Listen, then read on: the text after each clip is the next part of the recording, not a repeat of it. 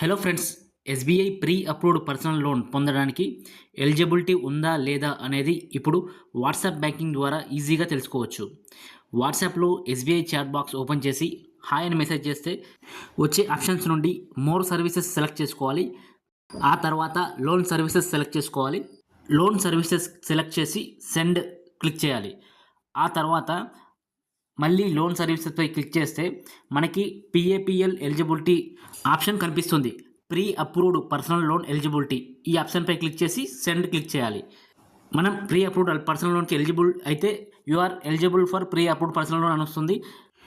లేదా ఎలిజిబుల్ కాకుంటే reply you are not eligible for pre approved personal loan అని reply వస్తుంది.